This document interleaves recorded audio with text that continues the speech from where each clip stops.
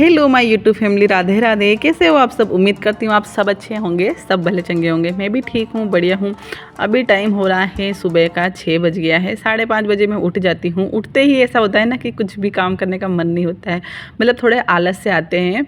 तो थोड़ी बहुत इधर उधर टेली, फिर थोड़ा बहुत गर्म वरम पानी पिया। उसके बाद में सोचा कि अब क्या काम करूं, क्योंकि सब सोते रहते हैं तो कुछ ऐसा वैसा काम नहीं कर सकते ताकि बच्चे डिस्टर्ब हो जाए। तो यहाँ पर मैंने मोटर चालू कर दी है और सबसे पहले पानी भर लेती हूँ, ताज़ा पानी, क्योंकि मुझे ऊपर के लिए भी चाहिए, गमलों के लिए एक कैन वहाँ के लिए चाहिए, और एक जो कैंपर है ये मैं ऊपर रखती हूँ ताकि भगवान जी के वहाँ ले सकूँ यूज़। और एक मटका भर लेती हूँ और एक और कैन भरकर मैं एक्स्ट्रा रखती हूँ अपने किचन में। और ये पानी जो आता है ना ट्यूबवेल का, इतना गर्म रहता है कि चाहे आप नहा लो फिर भी आपको सर्दी नहीं लगेगी, इतना गर्म पानी रहता है। क्योंकि ट्यूबवेल का पानी बहुत गर्म रहता है। सुबह क्या शाम को भी कभी भी आप चला लो मोटर तो गर्म ही आएगा। तो यहाँ पर सबसे पहले मैं अपने घर में ताज़ा पानी ही भर लेती हूँ, और कभी कभार दिन में भी भरती हूँ। लेकिन अभी क्या है, थोड़ा सा लाइट का इशू हो रहा है कि जब लाइट अच्छी मिलती है तभी पानी देती है मोटर, बाकी पानी नहीं दे रही है।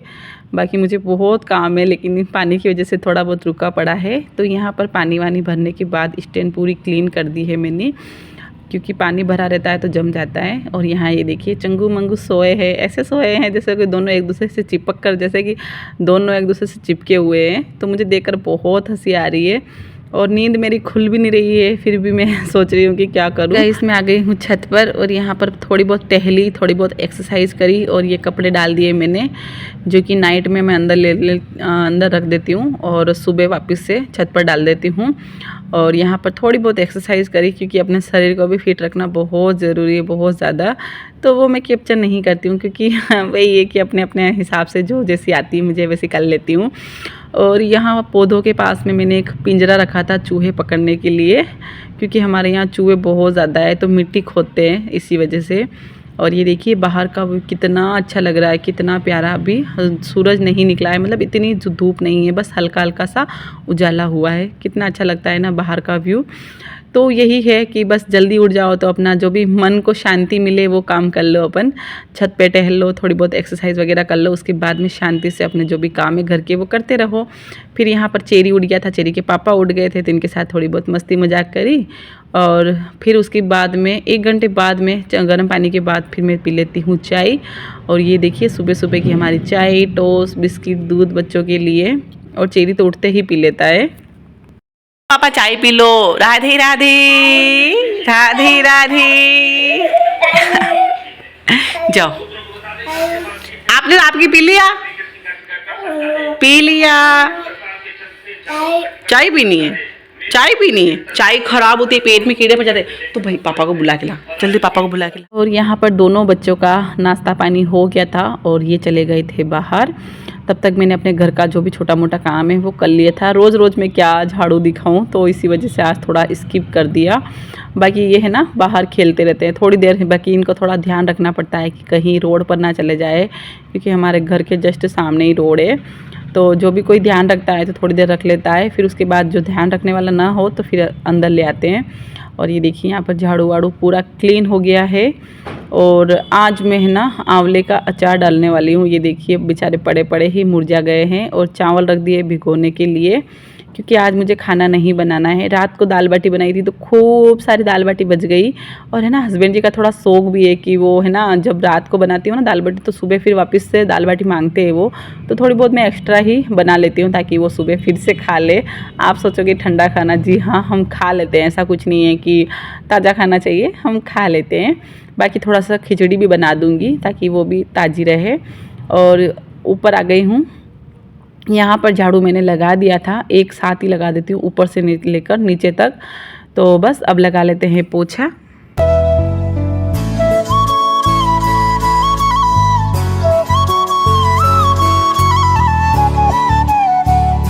और हाँ गाइस, मुझे एक कमेंट भी आया था कि आप अपने आप को कैसे फिट रखते हो। इतने काम करते हो तो कैसे फिट रखते हो, इस बीच में आपको कैसे टाइम मिलता है।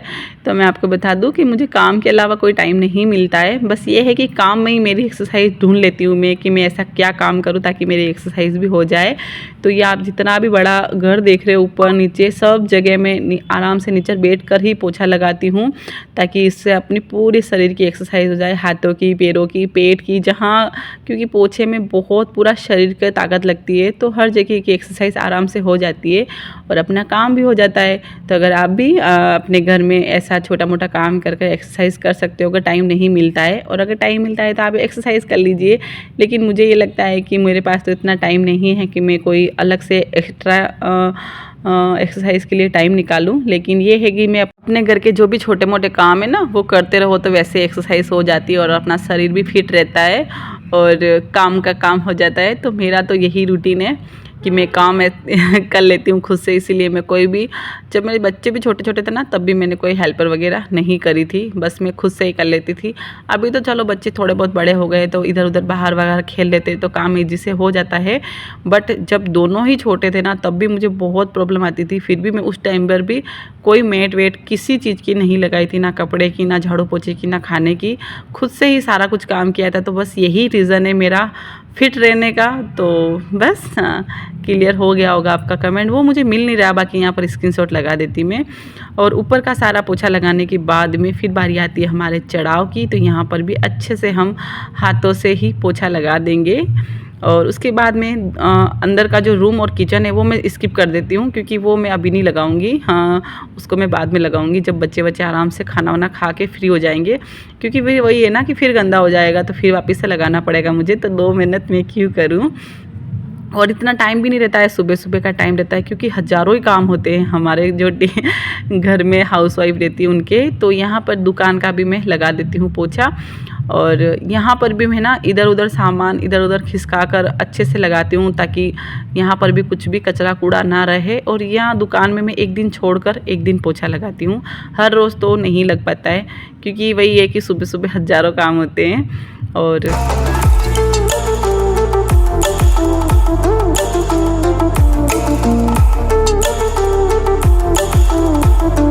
और यहाँ पर आप पोछा लगाने का अंदाज़ देखकर ही आप समझ सकते हो कि मैं कितना कोने कोने में हाथ घुसाकर पोछा लगाती हूँ। ये मेरी शुरू से ही आदत है, कहीं भी कचरा कूड़ा ना रहे, जहाँ मैं काम करूँ वहाँ पर साफ़ सुथरा कर ही दूँ। और यहाँ पर काउंटर पे भी मैं लगे हाथ पोछा मार ही लेती हूँ। और जब पोछा लगाना स्टार्ट करती हूँ ना तो मैं पंखा चालू कर देती हूँ ताकि हाथों हाथ सूख भी जाए। फिर बच्चे रहते हैं तो इधर उधर घूमेंगे। और फिर चेरी का टाइम हो गया था दवाई देने का, तो चलिए इसको भी दे देते हैं दवाई।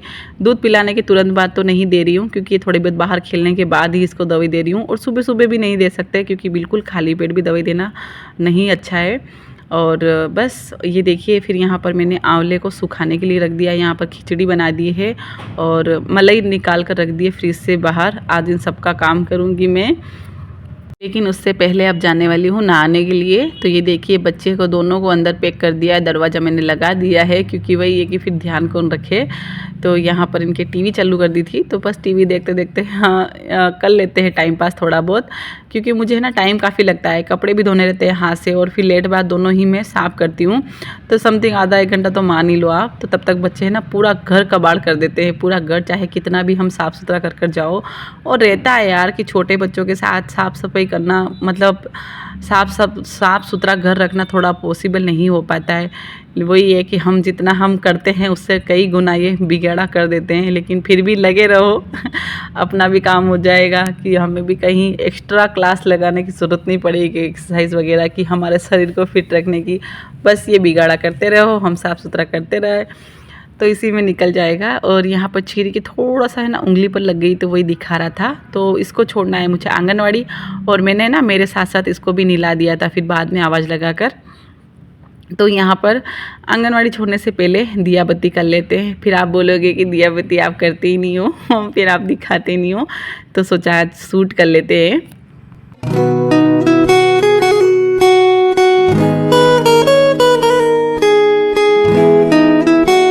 और आज चेरी हमारे साथ ही था तो इससे ही मैंने तुलसा जी को जड़ चढ़वा दिया। बाकी हमेशा मैं कर लेती हूँ अगर ये नहीं होता है तो, मतलब इधर उधर खेलने में बिज़ी होता है तो। उसके बाद में मैं इसको लेकर आ गई हूँ आंगनवाड़ी।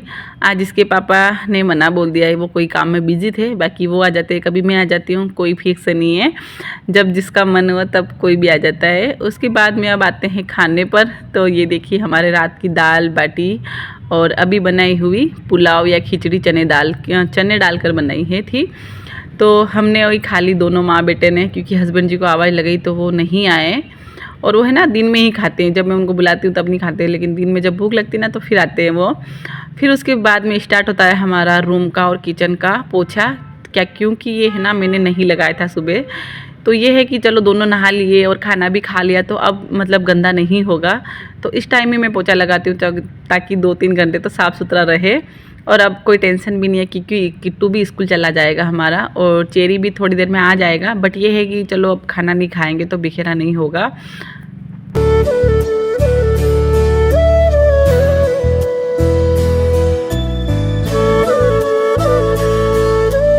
और पोछा लगाने से पहले मैं रख के आ गई हूँ पानी गर्म होने के लिए, ताकि मैं किट्टू को नहलाकर बस उसको कपड़े वपड़े पहना कर स्कूल के लिए रेडी कर दूँ।